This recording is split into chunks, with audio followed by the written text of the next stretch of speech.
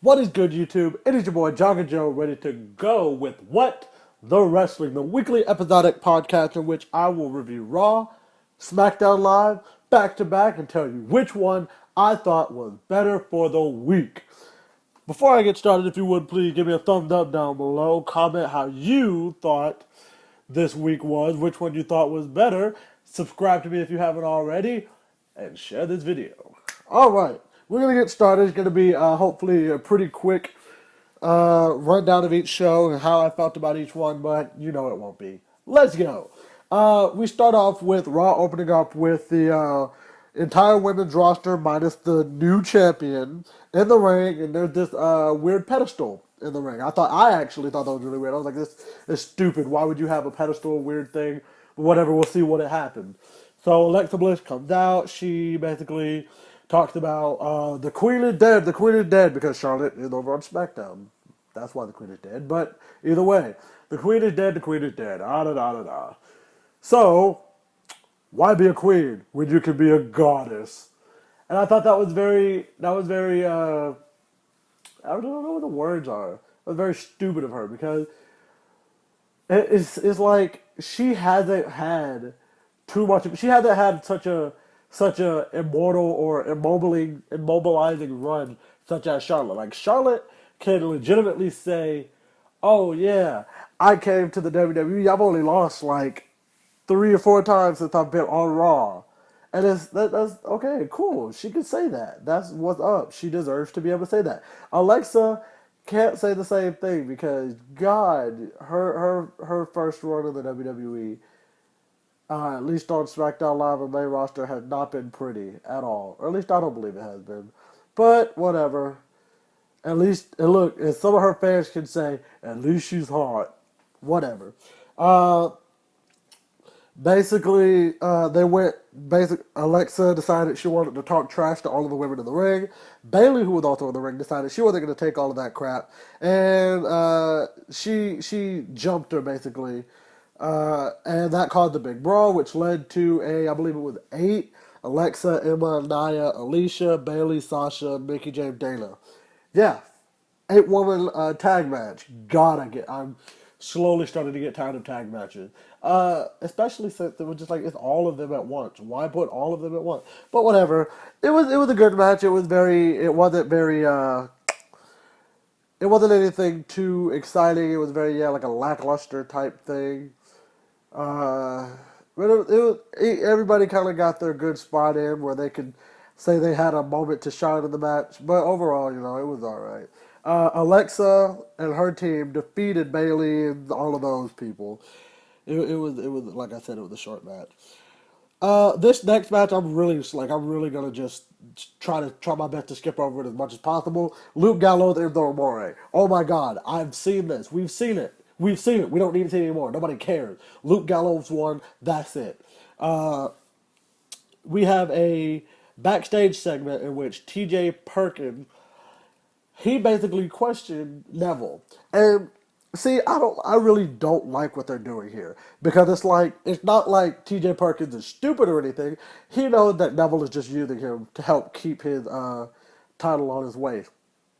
But he just after T.J. Perkins questioned him, it was like, well, why do you have the why did you do what you did? You seemed like you were in retreat, like you couldn't beat him. Da da da da da. And Neville was like, "Oh no, he's the problem. You gonna get rid of the problem? Because as long as he's the number one contender, you're not gonna get anything." And it's like, come on, what is? He knows that he's being played, but he's still following along with it, and it's stupid because we all know that T.J. Perkins isn't that stupid. But I guess whatever. Aside from that, uh, we'll talk more about T.J. Perkins later in the show, but they just had this weird thing, and I think the whole promo itself was kind of weird and oddly played, since they weren't about to go to cruiserweight stuff then.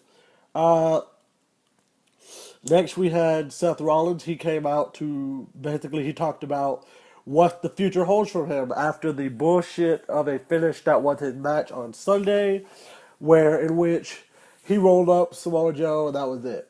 He said that he wants a WWE he wants a Universal Championship match because he feels like he deserves one.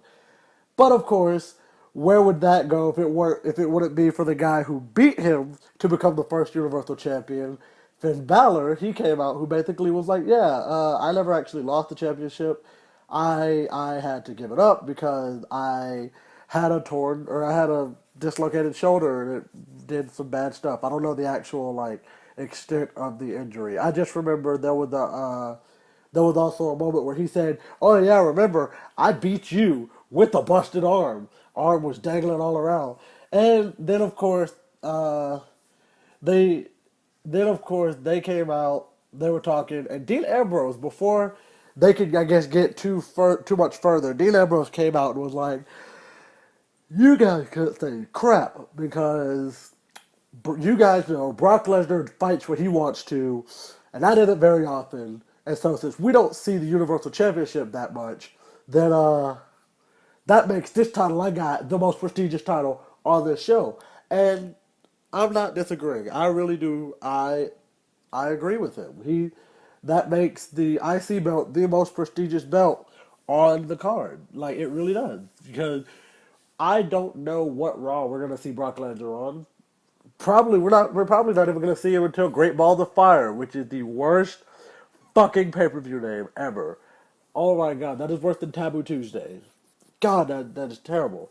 But anyway, they're out there talking about the Intercontinental Championship match, which of course cues for the Miz to come out because God, we're gonna redo this. We're gonna redo this feud, which it looks like It's gonna be good this time around. I hope so. I need Maurice to leave. I really do because I get it. It helps the heel. It helps the whole heel thing, but it's just she's so ill placed. She really is, and you could arguably say Maurice does more for the Miz's career than the Miz does at this point, which is sad. Which is really sad. But either way, uh, basically the Miz comes down, he wants to talk trash. All three of the other guys that are currently in the ring told the Miz to shut up. But they all figure like, okay, cool. Well, since uh, you all want a championship match, then fine. We'll have a championship match only after I call Kurt Angle. He calls Kurt in the middle of the ring, which he doesn't actually call him. They did a close up of him, which they shouldn't have done, and you can see like the pad, the little typing keyboard on the screen. So it's like you didn't really call him, but it's whatever. It was a good little comedy set sketch because they're trying to make Dean be more comedic, but with that, they say that they're going to be a number one contendership match for the Intercontinental Championship, which will be the three of the guys: Miz, Finn Balor, and Seth Rollins. Which we'll get more into that later, but it was a pretty good match. Next, or a good segue into later. Next, we have Rich Swann, Akira Tozawa, and Jack Gallagher, who faced Tony Nese, who I swear to God, I don't remember him even being a part of the Cruiserweight division, uh, versus Tony Nese, the Brian Kendrick, and Noam Dar. Uh, it was a good match. It wasn't it wasn't too spectacular for a cruiserweight match, but it was definitely a good match. Jack Gallagher had umbrellas for all three of, for his partner, and his other partner, his two partners. They all had umbrellas. I think it's noteworthy to say that Rich Swann didn't have one for. He didn't have a handle on his, which is kind of crap, but it's whatever. Uh, yeah, like I said, it was a good match overall. Kendrick almost beat Gallagher with the captain's hook, but Tozawa came through with a Charlie Wizard, and then Gallagher hit Kendrick with a drop kick into the corner and covered him for the pin. Like I said, it was an up and down match, but I thought it was pretty good. Uh, After the match, we have Sheamus and Cesaro. They come down to the ring to basically talk about why they did what they did Sunday. And of course, they basically were like, you guys are so worried about the past, a bunch of guys from the past, and a bunch of guys who are going to be the future. You can't even see the good. You can't even see the good thing that is coming to you guys right now, which was really stupid. I thought it was really, really well. It wasn't really stupid. It was a justified thing to say. I will say that much. But at the same time, why would you? Why would you? You know, I don't. Like it's justified, but it's justified as Sheamus. Like Cesaro just feels kind of out of place as a heel. He does, but I guess it's because the whole time he's been here, I've kind of seen him as a face. He just doesn't seem to be a good heel. But either way, that's what happens. The Hardys come out and they basically have this whole thing where Jeff doesn't say anything. Let's also say that much. Jeff doesn't say a single thing. He keeps his mouth closed, kind of like he's embarrassed about the fact that he lost a tooth. But either that or his mouth is numb and he just can't say anything. But the Hardys, they storm the ring. Cesaro and Sheamus, they flee like the heels they are, and that's that. Next up, we have Apollo Crews and Heath Slater. This was an up and down match, but the noteworthy part about this is the fact that Titus O'Neil came out with Apollo Crews. So it's kind of like he's officially his manager. And honestly, I'm not going to be upset with it if we actually get something good out of this. If we can result this in a championship match or a championship run from either just Apollo Crews or Titus or both of them. I think that would be a really good thing to have if both of them were like that. But, you know, I can't really say. I'm not the one to say. I hope so. And honestly, I hope Apollo Crews gets to have a championship run before the end of this year. I think he's a really good worker. I like watching him because he's fun. He shows off when he needs to show off, but it's whatever. Apollo did pick up the win. After the win, Titus O'Neil did that weird selfie thing that he does, which was later posted to Twitter. And Rhino is the one who is inside. He photobombs the picture, which was funny, but it's like, wow, why would you do such a thing? You dastardly not a heel, but you know, you need to be checking on your tag team partner, not actually trying to photobomb a picture that you aren't even welcomed in. But it was good because everybody's saying that Rhino is basically comedic relief at this point, which is kind of true. It is. It's kind of true. I miss the old Rhino, but he's doing good with what he has. Uh, Kurt Angle comes out to basically give an update on Roman Reigns and Braun Strowman. Braun apparently suffered a torn rotator cuff. I hope that's just a kayfabe injury. I hope he's not actually hurt. Apparently, Roman Reigns re-injured his ribs and suffered internal injuries. Obviously, he was coughing up blood, so that's kind of what would happen. While he's out there talking, Bray actually comes in and interrupts. And he basically says, look, either you're going to get in my way or you're going to be my friend. Which one are you going to do? Kurt Angle goes, oh, I don't know what you're talking about, cuz as long as I'm still here, this is my show. And Bray did that weird, sinister laugh, which, God, it almost kept me up that night, but it didn't. In that sinister laugh, he was basically like, this might be your show, but this is my world. And that it just kind of stood there. Kind of just stood there until they went to the back. And that was awkward, but it worked, I guess. It worked. Next we had the actual cruiserweight match from earlier. We had Austin Aries versus TJP. Austin picks up the win. He picks up the win after having a lot of damage done to his knee, to his cully. I like to pronounce it with the K in front of it. He picks up the win after the match. What would happen, except for the fact that TJP would do what he does as a heel, and he attacks Austin Aries. He attacks him, and he basically puts him in that submission hold, the knee bar, and basically injures him. I don't know if he's actually going to stay injured, but that's how it is.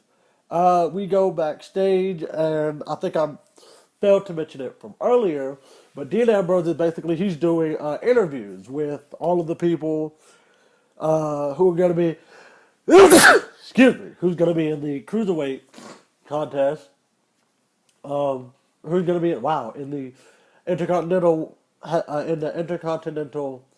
number one contenders match later in the night.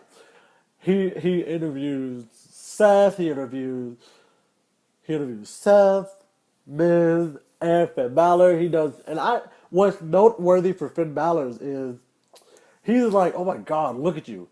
Here, eat this donut, eat a carb.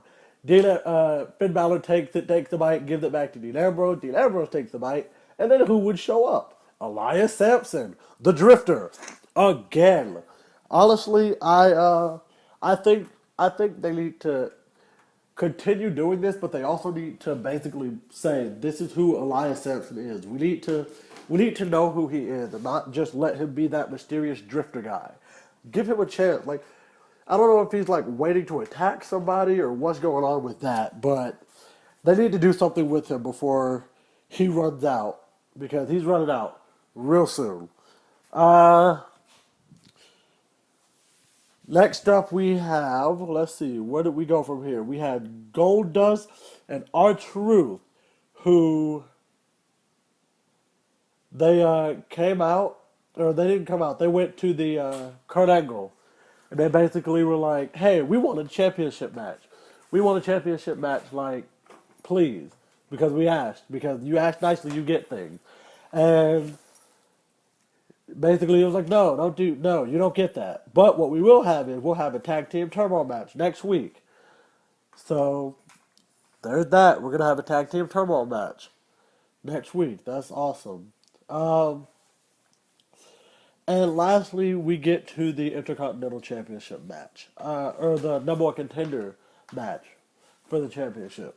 Uh, of course, it started out with The Miz being the little coward boy that he is. He jumps out of the ring. He's like, "You two fight each other. You two fight each other." So they kind of, Finn and Seth kind of go back and forth a little bit. I think Finn was about to pin Seth, or Seth was about to pin Finn in like a weird way. Miz tried to jump into the ring. He almost got caught. The two of them go out of the ring and chase him into the ring and basically fight him and beat him down a little bit. Uh, Finn looked like a freaking monster in this one. I enjoyed Finn Balor so much that there's no way to that there was no way to just deny that. Like, Finn Balor looked like a freaking beast, and I just enjoyed it. Um, it it's so weird because this match was so good, and yet it was interrupted. Well, it was pretty much ended when Samoa Joe and Bray Wyatt at separate times attacked Seth Rollins and Finn Balor, respectively. Samoa Joe attacking uh, Seth Rollins, Bray Wyatt attacking Finn Balor, and causing Miz to be the number one contender. I get it. I get they're trying to push Miz into this, but it's like we really want to see Finn Balor in a number one contenders, or we want to see Finn Balor in an Intercontinental Championship match. I know they're not gonna put him back with Brock. They're not gonna put him with Brock Lesnar. They're not gonna put him back in the Universal Championship picture until probably sometime later this year. But it's just so weird. I wish they would give somebody else a chance at the Intercontinental belt besides The Miz. But that's what that is. I'm gonna actually change things up. I'm gonna go ahead and give my grade for Raw this week. Uh, this one got an 80, honestly. For them to have been coming off the heels of a pay-per-view, this was not a good Raw. It wasn't. I don't think it was a good show, or at least not compared to the last couple of weeks, where it could have been a lot better, but they just didn't do it right. I don't think the execution was right at all, but that's just me. We got to deal with what we got to deal with. Let's get to SmackDown. It started out with Shane McMahon, he came out basically and was like, let's introduce the new United States champion, Chris Jericho. Chris Jericho comes out. He talks a little bit about how it's the new show of Jericho and smack it down, man. And it was like, yeah, no, no, no, no, stop. Like I get he has his cool catchphrases, but that one just wasn't it. It wasn't it. It wasn't it at all. It's never gonna be it. But either way, that's what we got to deal with. AJ Styles comes out and basically says, no, this isn't the show of Jericho. This is SmackDown Live, the house that AJ Styles built. And he's really over. He's really over. And I really wish that other people on SmackDown and on Raw would be as over as him. Like, I just do. But I don't think it'll ever happen. Oh well. Kevin Owens basically comes out. He basically says, "Shut up," because just because you have the belt now doesn't mean I'm not going to win it back. Because of course we all know that there was going to be a rematch tonight. Because I guess I feel like, let me just say this: I feel like the only reason they gave uh, Chris Jericho the belt was so that way they could establish that once he comes back, he'll be on SmackDown. I think that's the only way they could have properly established that. I don't know. Yes, no, maybe so. I I think she could have done better. They could have done that differently in a better way. But oh well.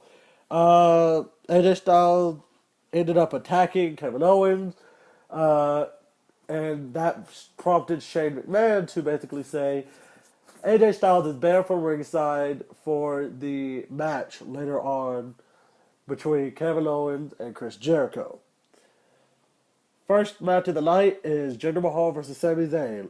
They showed a little video of Jinder Mahal backstage with Randy Orton's championship.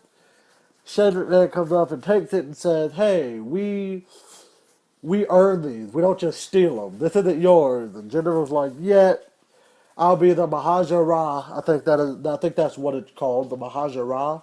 Uh, and I will be the next WWE champion. I really hope he will be because I like what they're doing with Jinder. I've been a fan of him since he got back. Like since he got back to the WWE, I like him. He's awesome, and he's weird bodied Mahal. Or he's hard bodied Mahal. That's what I call him. That's what I call him. I actually call him that to my friends. I think he's muscular. He's crazy muscular, and I think it's great. I just think it's great. Jinder picks up the win over Sami Zayn, though. The Singh brothers, who used to be called the Bollywood Boys, uh, help get the distraction, causing Jinder to get the Cobra Clutch slam on Zayn. Honestly, at this point now, if Zayn isn't gonna be getting a championship push at any time, leave him out of shit. Like, stop letting him be that guy that people beat to further their own career. Let him, let him either get a push or stop being that guy. But it's whatever. Uh, Aiden English comes out and he does this weird. He has this weird singing gimmick now, and I like it, but at the same time, it's really weird. He has a good singing voice. He does. It's a really nice singing voice, especially somebody who's musically inclined, like myself. I know when there's somebody who's a good singer. He has a good sound. It's just I don't know. He just he he right now he's being put he's getting put into some weird thing with Ty Dillinger, and it's like we all know that Ty's gonna be the one to come out on top, but whatever. Uh, Ty Dillinger basically wins the match after a short little while, and some people are saying this is a new version of the tiebreaker, where basically it was like he spun him around and then dropped him on his knee. I think it's a new finisher altogether, but we're gonna have to see. I don't know. I don't remember hearing if they called it the tiebreaker or not. But if they did, well, that's that. Uh, we had some backstage interaction between the Welcoming Committee, which might as well be their stable name, versus or the Welcoming Committee, and Becky Lynch comes up, and they basically said, "Hey, we're trying to help you because all of these times that uh, Charlotte has basically treated you this kind of way and that kind of way, and we're trying to help you and this, that, and the other." And she was like, "Yeah, I got it. Just give me a little bit of time to think about it." So we have the match: Carmella and Natalia versus Naomi and Charlotte Flair. Uh, and it was it was a good match. It was a good match because Charlotte, still being hurt, didn't come down to the ring until later into the match. Naomi looked amazing as champion because she was able to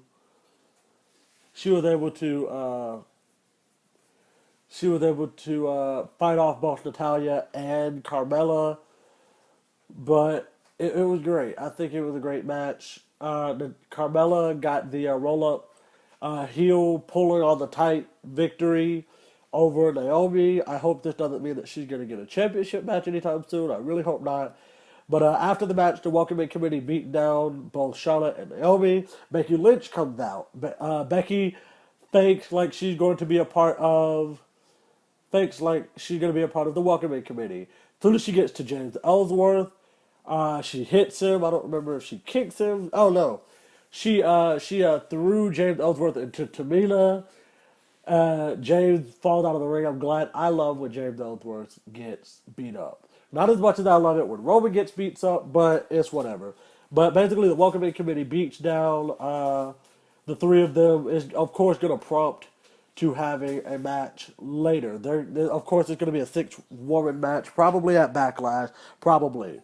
We see a little vignette of Shinsuke Nakamura, and you see that he's at Backlash. He gets this whole thing with his first match is going to be at Backlash, apparently. Dolph Ziggler is watching it with a bunch of weird people who aren't actually on the show, or just some random people who are backstage. It was weird. Uh, he was basically talking a bunch of trash. He talked trash about Shinsuke. He talked trash about Shane and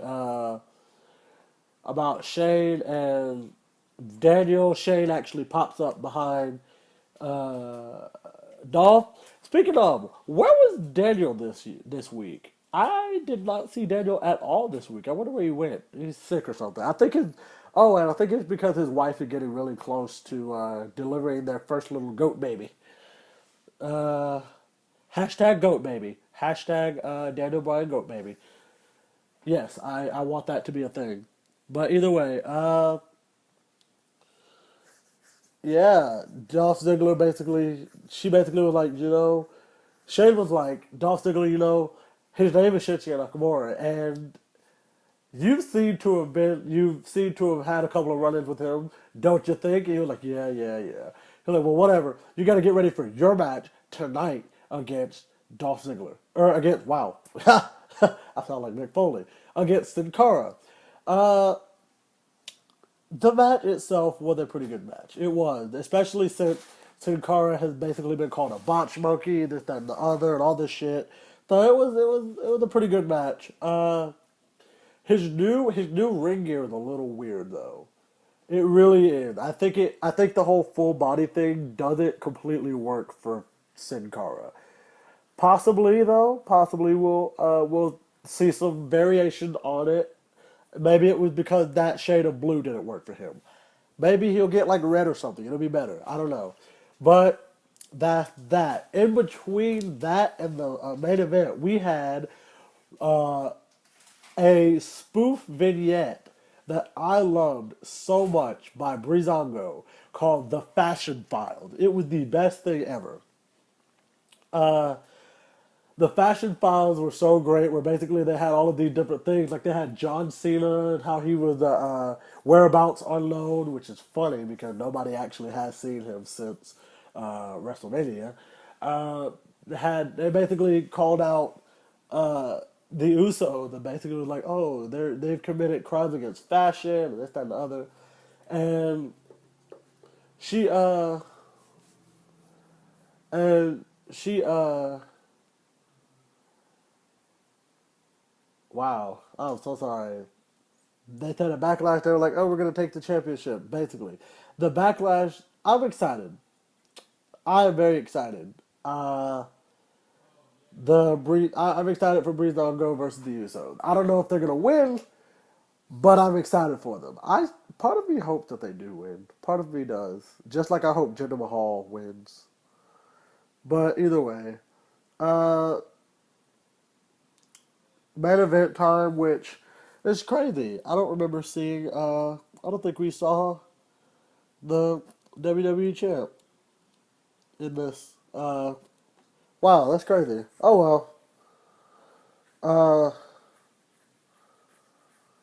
Either way, the main event we get Kevin Owens versus Chris Jericho. I really don't even have to go too much into this. It was a good match, up and down. Uh, Kevin Owens, of course, got the win, but I think the key point of talking about this was uh, he after the match was over, Kevin Owens goes outside. He sees that Chris Jericho's hurt.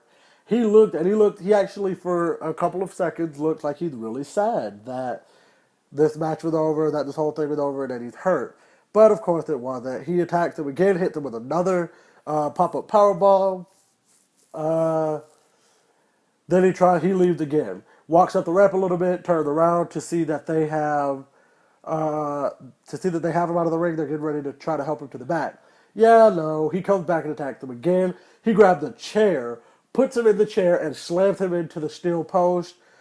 Uh, and to let that be the end of that, that's how they wrote Chris Jericho off of television. I think that was a good write-off, but I just don't think they should have had Chris win the belt just to drop it to Owens 2 days later.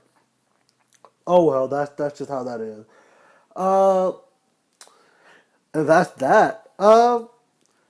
Honestly, I'm gonna give this show an 86. I'm gonna give it an 86. It was definitely not an A, but it was a good show because it further pushed some uh, storyline. There was more push of the WWE Championship storyline as well as the tag team storyline. Even though there were no WWE or tag team champion on SmackDown this week. Even though they still showed that they could have a really good show without having them on the show, which is something that Raw needs to learn how to do. They need to learn how to have a good show without certain people. But either way, I think what really hurt Raw this week is the fact that none of the superstars. It just felt like they were just kind of going through the motion at this point. It was like, okay, we did payback. Now we can just kind of relax. And I get it. They have the hardest schedules of any athletes out there, but it's like, come on, you gotta do a little bit better. But it's what happens. It's what happens. Yeah, that's that. SmackDown won this week. That's how it is. How do you feel about how Raw and SmackDown was? Uh, that's leave a comment. Show me how you felt about this week's Raw and SmackDown. Also, give me a thumbs up down below. Show your support. Share this video with anybody in the wrestling friend because sharing is truly caring. And also subscribe to me because if you haven't already subscribed to me, you're just not doing life correctly. And with that, I will see you guys later. Holla at your boy. Peace.